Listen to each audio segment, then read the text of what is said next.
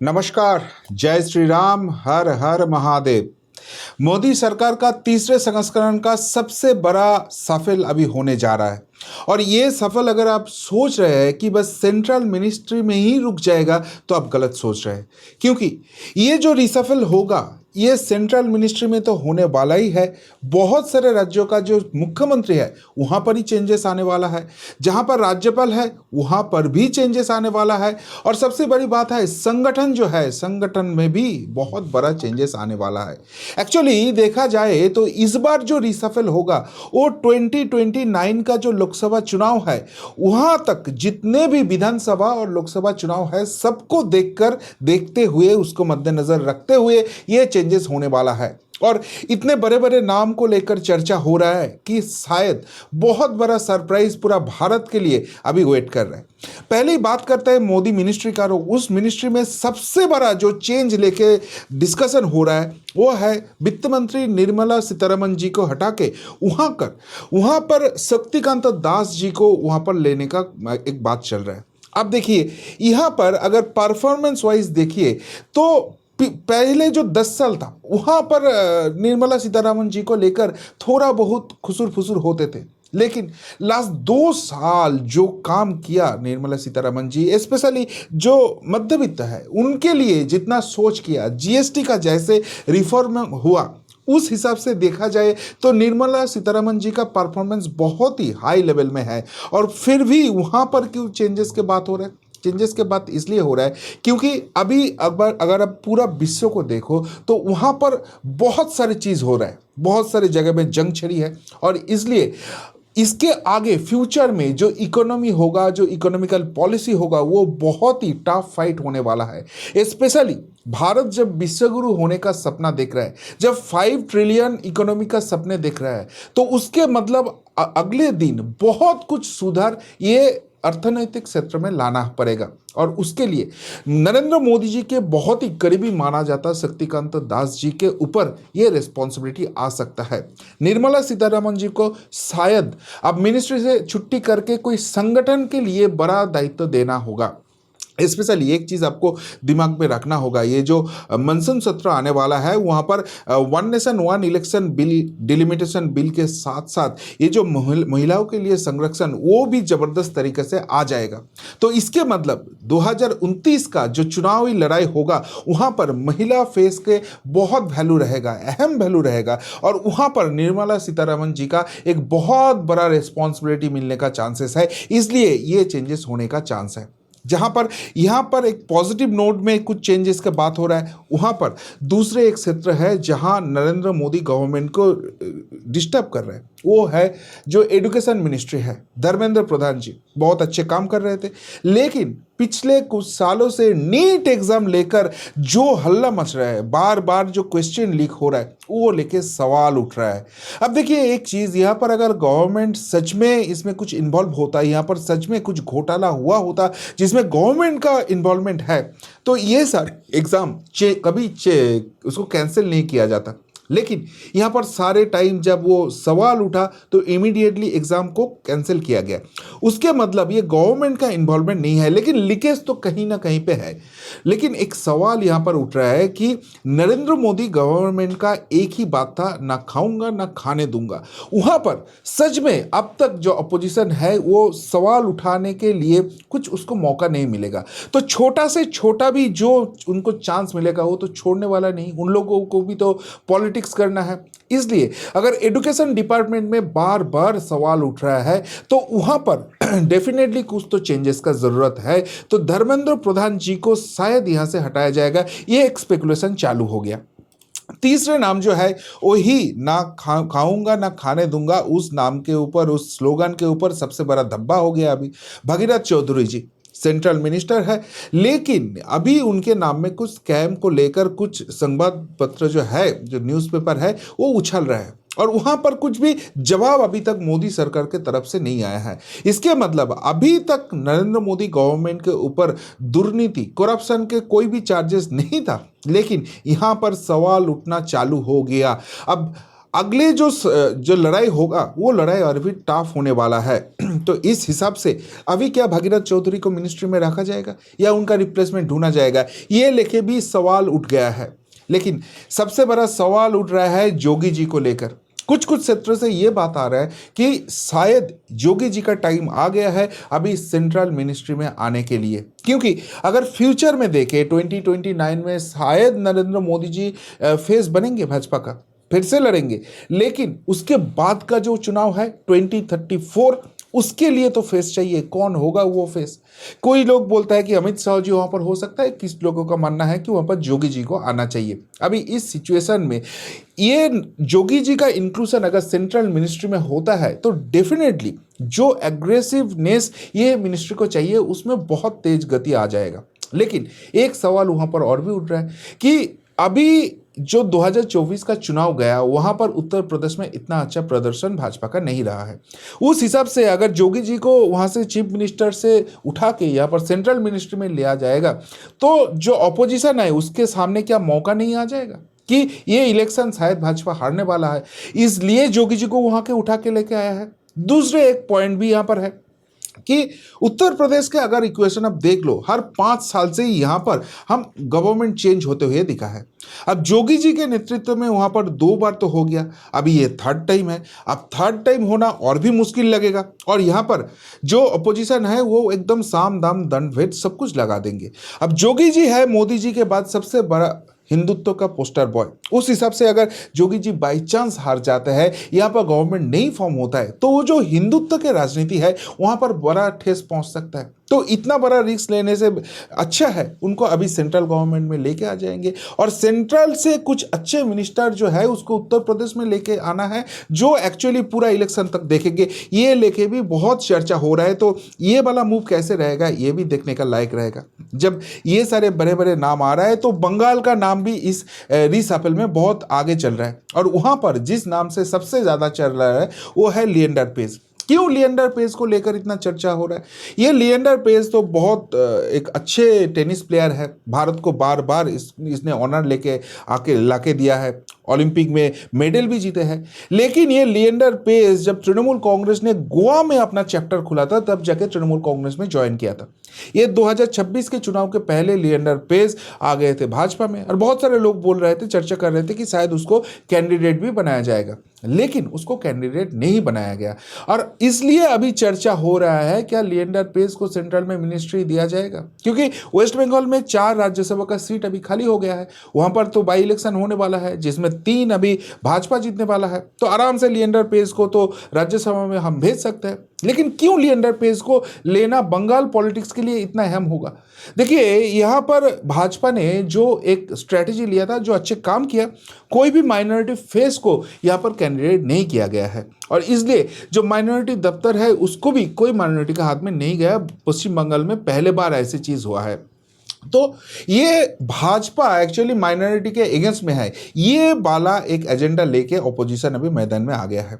वहां में अगर लिएंडर पेस को मिनिस्टर बनाया जाता है तो सच में माइनॉरिटी सेगमेंट में से ही तो लिएंडर पेस आते हैं। तो सेंट्रल में हम मिनिस्ट्री दे रहे हैं किसी माइनॉरिटी को, वो भी बंगाल से, और जो देश का नाम रोशन किया था, तो एक बार में बहुत सारी चीज को एकदम खत्म किया जाएगा एक ही मिनिस्ट्री से। इसलिए लिएंडर पेस को लेकर इतना चर्चा चल रहा है। उधर 2 नाम और लेकर चर्चा चल रहा है, वो है सुकांत मजूमदार जो एक्स प्रेसिडेंट था बंगाल बीजेपी का और उसके साथ साथ अभी केंद्र में मिनिस्टर भी है। और दूसरे नाम है समीक भट्टाचार्य जो अभी बंगाल बीजेपी का प्रेसिडेंट है। क्यों ये दो नाम लेकर चर्चा चल रहा है? देखिए 2019 में बंगाल से भाजपा को 18 एमपी मिले थे, लेकिन पूर्ण मंत्री किसी को भी नहीं किया गया है। उसके बाद रिजल्ट खराब हुआ, 2024 में आके 12 सांसद मिला, 6 सांसद कम हो गया, लेकिन वहां पर भी कोई पूर्ण मंत्री नहीं हुआ है। जो भी मिला है राष्ट्र मंत्री मिला है। तो ये सब लेके बंगाल में तो अभी गुस्सा हो रहा है कि भाई देखो तुमको हम एमपी दे रहा है, यहाँ पर सत्ता बदल के आपके हाथ में ही पावर दिया है, तो बंगाल के लिए आप तो कुछ तो पूर्ण मंत्री दे दो। तो ये जब चर्चा शुरू हो गया है तो सुकांत मजूमदार का नाम सबसे आगे चल रहा है। लेकिन भाजपा को यहाँ पर सत्ता में लेने आने के लिए कैप्टन की तरफ काम किया अभी का प्रेसिडेंट समीक भट्टाचार्य, बहुत अच्छे बात करते हैं और इसलिए समीक भट्टाचार्य बहुत पुराने भाजपा भी है। आरएसएस के साथ भी बहुत क्लोज रिलेशन है, तो उसको तो प्राइस पोस्टिंग मिलना चाहिए। इसलिए समीक भट्टाचार्य जो को क्या सेंट्रल में मिनिस्टर किया जाएगा, ये लेके चर्चा हो गया। लेकिन लेकिन इसके पीछे और भी एक बड़ा कारण है, मैं थोड़ा बाद में वो वाला कारण बोलूंगा। लेकिन अभी जो दूसरे नाम लेके चर्चा हो रहा है वो दूसरी पार्टी से है। जैसे राघव चड्ढा के नेतृत्व में अभी पंजाब का एक बड़ा सा राज्यसभा का एमपी भाजपा में ज्वाइन हो गया। सामने ही इलेक्शन है पंजाब में, और पंजाब जीतने के लिए अमित शाह जी ने तो एकदम साम दाम दंड सब कुछ लगाने वाला है। तो वहां पर राघव चड्ढा या उनके कोई साथी को मिनिस्टर किया जाता है तो पंजाब का इम्पैक्ट और भी बढ़ने वाला है। तो ये लेके भी चर्चा शुरू हो गया कि राघव चड्ढा या दूसरे किसी सेगमेंट से भी यहाँ पर कैंडिडेट होने वाला है। उधर से और एक चर्चा शुरू हो गया, जो अभी टीएमसी का स्प्लिट हुआ है और एनसीपीआई में जो ज्वाइन किया है, जो अभी एनडीए में भाजपा के बाद सबसे बड़ा शरीक बन गया है, वहां से कोई मिनिस्ट्री होगा क्या, ये लेके बंगाल का जो भाजपा सपोर्टर है वो नाखुश है। लेकिन ये जो एनडीए चलाने का जगह है, ये 20 एमपी यहाँ पर ज्वाइन किया है, तो 2/3 मेजोरिटी के तरफ तो भाजपा आगे चले गई। ऊपर से यहाँ पर चंद्रबाबू नायडू या नीतीश कुमार जी के ऊपर जो डिपेंडेंसी था वो वाला भी खत्म हो रहा है। तो इसलिए क्या यहाँ पर वो मिनिस्ट्री आएगा। और दूसरे चर्चे ये भी हो रहा है कि नीतीश कुमार जी मुख्यमंत्री का पद छोड़ के यहाँ पर राज्यसभा में आ गया है, तो क्या नीतीश कुमार जी को भी मिनिस्ट्री में शामिल किया जाएगा। और अगर नीतीश कुमार जी को शामिल किया जाता है तो वो क्या कोई उप प्रधानमंत्री ऐसे कुछ पोस्ट बनाया जाएगा और वहां पर उनका एंट्री होगा, ये लेके भी चर्चा चल रहा है। क्योंकि ये राज्यसभा में आना मुख्यमंत्री का कुर्सी छोड़ के ये इतना आसान डिसीजन नहीं था। और एक बात यहां पर चर्चा में आ गया है, भाजपा ने जितना भी कोशिश कर लिया लेकिन तमिलनाडु का पॉलिटिक्स अभी तक भाजपा क्रैक नहीं कर पाया। इस बार बहुत एक्सपेक्टेशन था, लेकिन पीछे से आगे टीवीके ने वहां पर बाजी मात करके चले गए।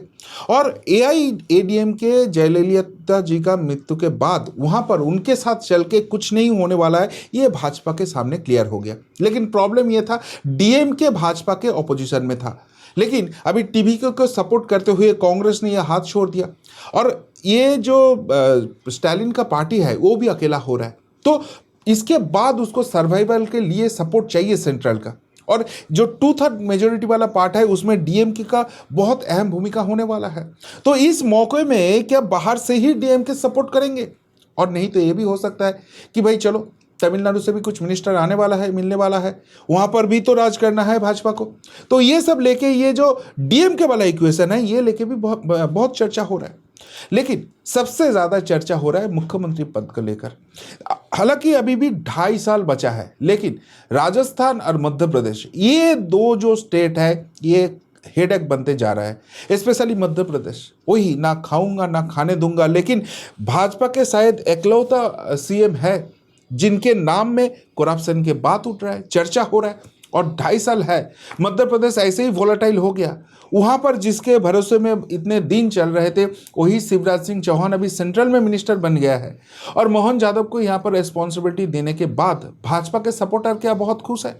मध्य प्रदेश से जो रिपोर्ट आ रहा है उसमें तो नाखुश होने का ज्यादा रीजन मिल रहा है।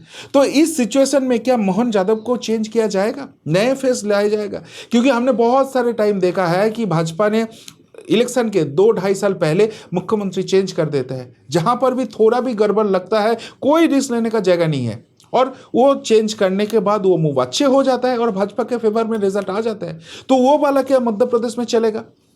सेम चीज, सेम सवाल उठ रहा है, क्या सेम चीज होने वाला है राजस्थान में? देखिए, राजस्थान में मध्य प्रदेश जैसे ऐसे हलचल तो नहीं मचा है, लेकिन पॉजिटिव भी बहुत कुछ नहीं आ रहा है। स्पेशली भागीरथ चौधरी के इंसिडेंट के बाद राजस्थान में और भी प्रेशर बढ़ने वाला है, और वहां पर कांग्रेस के साथ 1:1 फाइट है। कांग्रेस रिवाइवल का कोशिश कर रहा है। और राजस्थान का अगर पॉलिटिक्स आप देखो तो हर 5 साल में वहां पर सत्ता बदलते हैं। तो इस बार भाजपा अगर सत्ता में है तो हाथ से जाने का चांसेस है, और हाथ से जाने का चांसेस है वहां पर 2028 में जब इलेक्शन होगा तो उसके नेक्स्ट साल ही लोकसभा चुनाव है, तो उसके ऊपर प्रेशर क्रिएट होगा। ये सब सोच के क्या राजस्थान में भी चेंज होने वाला है, ये लेके भी बात चल रहा है। लेकिन सबसे ज्यादा चर्चा हो रहा है राज्यपालों के नाम लेके, गवर्नर के नाम लेके। बहुत सारे स्टेट्स है जहां पर अभी डायरेक्टली शायद मिनिस्ट्री नहीं चेंज होगा, सीएम नहीं चेंज होगा, लेकिन वहां पर राज्यपाल का चेंज होने का बहुत चांसेस है। बहुत सारे न्यू फेसेस को वहां पर इंट्रोड्यूस किया जाएगा। स्पेशली ऐसे कुछ मूव जैसे RN रवि वेस्ट बंगाल में आया तो वहां पर एक अच्छे पोजीशन बन गया। इस टाइप का जो लोग हैं इनको क्या गवर्नर करके बहुत सारे स्टेट में किया जाएगा। बहुत सारे गवर्नर के नाम लेके चर्चा चल रहा है जो शायद 1 या 2 हफ्ते के अंदर क्लियर हो जाएगा। और यहाँ पर भाजपा हमेशा से जो करते हैं, जो नाम सामने लेके आता है वो कभी चर्चा में होता ही नहीं है, लेकिन ऐसे नाम आता है जो बाद में काम के नाम आ जाता है। वही वाला क्या गवर्नर के साथ भी होने वाला है। लेकिन सबसे इंटरेस्टिंग मूव अभी होने जा रहा है जो संगठन में चेंज होगा। देखिए दिल्ली में तो अभी चेंज हो गया, वहाँ पर नए प्रदेश सभापति बनाया गया। उसके बाद 14 में से 11 डिस्ट्रिक्ट जो है वहाँ पर सारे चेंजेस हुआ है। और वो चेंजेस में एक खासम खास बात है, वहाँ पर जो महिला मुख है जो 33% आरक्षण के बात कर रहे हैं, वो देख के वो सारे चेंजेस हुआ है। तो सेम चेंज क्या बंगाल में होने वाला है? बंगाल लेके क्यों चर्चा हो रहा है? क्योंकि देखिए बंगाल में शायद भाजपा ने पावर में आ गया है, लेकिन वो अपने संगठन से जोर से नहीं। संगठन नॉर्थ बंगाल में बहुत अच्छे हैं, संगठन जो जंगल महल एरिया है वहाँ पर अच्छे है, लेकिन जो कोलकाता और बिगार कोलकाता पिक्चर है वहाँ पर संगठन अभी भी मजबूत नहीं है। और कोई पार्टी अगर सत्ता में आ जाता है तो वहां पर हमेशा ये चांस होता है कि दूसरे पार्टी से जो बदमाश है वो आने का कोशिश करते हैं, या अपने पार्टी में ही कोई लोग अभी ये भी सोचने को चालू करते हैं कि भाई चलो अभी तो हम सत्ता में हैं तो जैसे पिछले सरकार करते थे हम भी अभी ऐसे करेंगे, तो करप्शन का एंट्री का बहुत चांसेस है। लेकिन भाजपा को मालूम है कि अगर ऐसे करप्शन का एंट्री हो गया, ऐसे करप्टेड लीडर का एंट्री हो गया और यहाँ पर संगठन अभी मजबूत नहीं किया, तो जो नेक्स्ट इलेक्शन है 2029 वाला बोलो 2031 वाला बोलो, उसमें बहुत दिक्कत आने वाला है। तो संगठन जो है ऊपर से नीचे तक अभी क्लीन अप होने वाला है और ऐसे यंग फेसेस को सामने लाया जाएगा जो अगले 10 15 20 साल तक यहां पर संगठन चलाएंगे। क्यों ये डिसीजन लेना जा रहा है? क्योंकि देखिए जब अपोजिशन में आप रहोगे तब संगठन करना बहुत मुश्किल हो जाता है, स्पेशली बंगाल जैसे राज्यों में जहां पर अपोजिशन के लिए कोई चांसेस ही नहीं है। आप मुंह खोलो तो आपके लिए पुलिस का कस्टडी वेट करता है और ऊपर से गुंडे लोगों का टॉर्चर तो है ही। तो इस हिसाब से अभी पार्टी सत्ता में है तो वो सारे केसेस होने का चांसेस कम है। ऊपर से अगर जो नए आ रहा है संगठन में तो वो गलती करेगा, और वो गलती करेगा तो उसके लिए बड़ा सा मासूल देना पड़ता है। लेकिन पार्टी अगर सत्ता में होगा तो वो गलती से सीखने का मौका मिलेगा। तो इससे अच्छा गोल्डन चांस कभी मिलेगा ही नहीं। और बंगाल में पहले बार भाजपा का गवर्नमेंट हुआ है और जहां पर भाजपा जाते हैं अगले 25-30 साल तक वहां पर कम से कम राज करते हैं। तो ये जो सिचुएशन है वो बंगाल में भी बनाना पड़ेगा, जो इतने दिन मौका नहीं मिला था। तो इसलिए बंगाल को ऊपर से नीचे तक जो सांगठनिक चेंज है वो देखने के लिए बहुत इंतजार है। और उसके लिए जो सुनील बंसल जी इंडिकेशन दे रहे हैं वहां पर बहुत सारी चर्चा हो रहा है। सबसे इंपॉर्टेंट बात है शुभेंदु अधिकारी जी को सीएम बनाया गया है। और जैसे दूसरे राज्यों में होता है कि एक तो सीएम रहता है लेकिन उप मुख्यमंत्री पद भी रहता है, लेकिन वो पद बनाया जाएगा तो वहां पर सेकंड पावर हाउस हो जाता है। अगर वो पावर हाउस हो जाएगा तो सीएम को फ्री हैंड नहीं मिलेगा और बंगाल का डेवलपमेंट लेकर वहां पर काम नहीं कर पाएगा। लेकिन ये जो डेवलपमेंट होगा सारे जगह में तो भाजपा का एमएलए नहीं है, एमपी नहीं है, तो उस इलाका में कैसे काम करेगा? वहां पर संगठन का बहुत बड़ा भूमिका होगा। इसलिए बंगाल का संगठन का जो चेंज रहेगा वो भी इंटरेस्टिंग मूव होने वाला है। सब कुछ मिला के एक ही चीज सामने आ रहा है कि अगले 3 साल तक जितने भी चुनाव है उसको आराम से जीतने के लिए भाजपा ने पूरा ओवरऑल एक 360 डिग्री चेंजेस के लिए सोच कर रहे हैं। क्योंकि एक ही चीज यहां पर सामने आ रहा है कि देखो अगर कोई भी राज्य में भाजपा जीत जाता है ये आज न्यूज नहीं है, अगर बाई चांस वहां पे हार जाता है तो वो हेडलाइन बन जाता है और वहां से ही एक ऑपोजिशन का नैरेटिव चालू हो जाता है, चलो भाजपा का राज खत्म हो गया, मोदी का राज खत्म हो गया। और यहां पर जो ऑपोजिशन काम करता है ये सवाल तो उनके साथ उठता है कि वो अकेला नहीं है, बाहर से कोई है उसको मदद करने के लिए जो चाहता है कि यहां पर कैसे भी मोदी का राज खत्म करे। और अगर वो कर पाएंगे तो भारत के ऊपर वो पूरा कंट्रोल कर पाएंगे। तो इसको अगर रुकाना है तो भाजपा को तो सारे इलेक्शन जीतना है, एक इलेक्शन भी हारने का कोई मौका नहीं है। और इसके लिए सेंट्रल मिनिस्ट्री से लेकर चीफ मिनिस्टर, गवर्नर से लेकर एकदम संगठन तक सब में बड़ा चेंज आने वाला है। और अगले 1-2 हफ्ते ये सब लेके बहुत ही हलचल मचने वाला है। आपको क्या लगता है भाजपा का ये स्ट्रेटेजी सच में कितना क्लिक करने वाला है? जरूर कमेंट बॉक्स में कमेंट करके बताइए। अभी के लिए इतना ही, फिर मिलते हैं बहुत जल्द। नमस्कार, जय हिंद, वंदे मातरम।